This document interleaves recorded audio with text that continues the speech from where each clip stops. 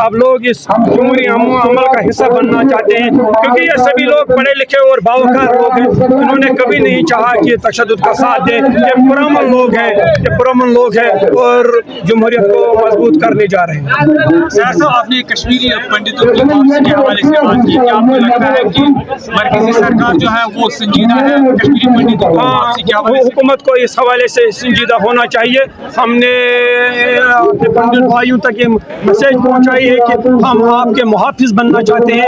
अगर हमारे पास 2 ही कमरे हैं, अल्लाह की कसम एक कमरे में आपको बिठाएंगे और एक कमरे में अपने अयाल को रखेंगे।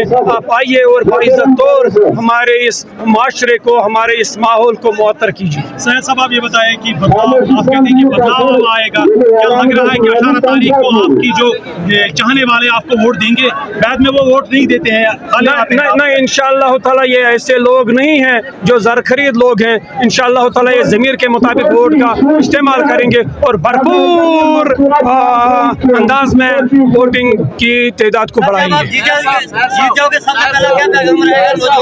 जब हम इंशाअल्लाह ताला जीत जाएंगे तो सबसे पहले हम सजदा रेज़ हो जाएंगे, अल्लाह की बारगाह में सजदा करेंगे। अगर आप इक़्तिदार में आए हो तो किसी की भी नाराज़गी नहीं है, ये एक शुराई फैसला है।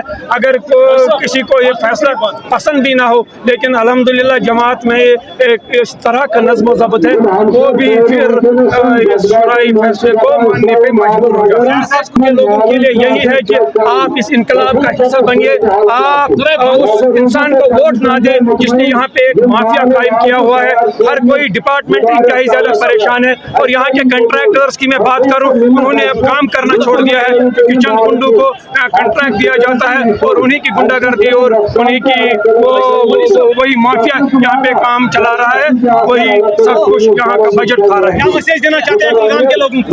कुलगाम के लोगों के लिए मेरी यही मैसेज है कि आप इस इनकलाब को देख रहे हैं, इस नई सुबह को देख रहे हैं, लिहाजा आप भी इस इनकलाब का हिस्सा बनिए।